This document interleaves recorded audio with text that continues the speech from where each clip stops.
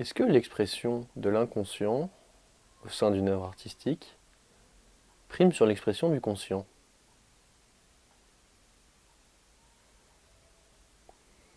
Eh bien, c'est une question à laquelle nous n'allons pas répondre aujourd'hui. Bonjour à tous et bienvenue sur le Cinémateur TV pour cette double critique qui va être aujourd'hui consacrée à Alien Covenant et Get Out, et on va commencer tout de suite avec Alien. Donc, Alien Covenant est un film réalisé par Ridley Scott avec Michael Fassbender et beaucoup de gens dont j'ai oublié le nom.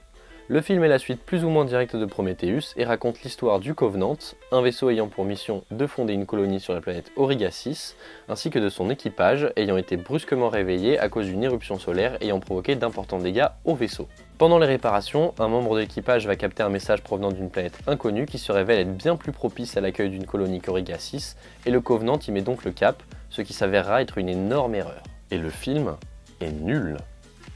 Genre, très mauvais quoi. Genre nul à chier.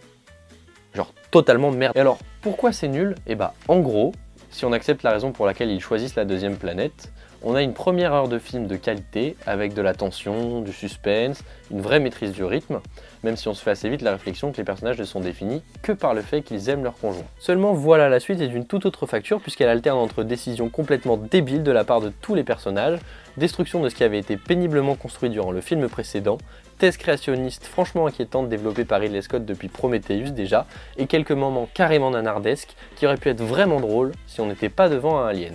Le scénario n'a aucun sens, chaque décision prise par un personnage est encore plus conne que la précédente, et les 30 dernières minutes du film sont abominablement prévisibles, et en même temps extrêmement décevantes. Si vous souhaitez voir une critique en version longue, je vous recommande celle du joueur du grenier, celle du fossoyeur de film, ou encore celle de Durandal. Moi je vais pas m'éterniser là-dessus, on passe tout de suite au second film.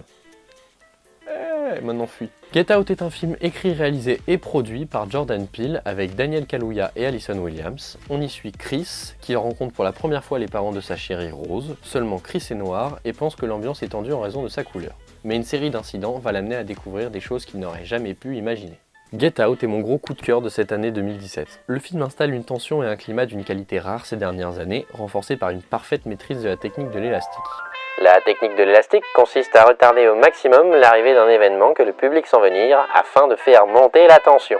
Il y a quelques points d'humour qui sont très bien dosés et franchement ne nuisent pas du tout au climat. La réalisation est impeccable et est accompagnée par une musique de grande qualité qui contribue vraiment à la montée de l'angoisse. Le jeu d'acteur est vraiment excellent, mention spéciale à Daniel Kaluuya qui a un regard et une présence vraiment unique, et aussi à Allison Williams, surtout dans une scène en particulier que j'appellerais la scène du téléphone, et ceux qui ont vu le film comprendront. J'aurais vraiment aimé vous en dire plus sur le film, mais ce serait dommage de spoiler, le mieux ça reste encore que vous ayez le découvrir par vous-même. Je vous conseille fortement d'aller voir Get Out, c'est de l'angoisse, de la tension et du malsain fait avec beaucoup plus d'intelligence et de talent que la plupart des slashers qui sortent aujourd'hui en salle, et ça relance une réflexion sur le racisme qui est malheureusement terriblement d'actualité. Voilà, c'est tout pour cette double critique, on se voit bientôt pour une prochaine vidéo, et surtout n'oubliez pas...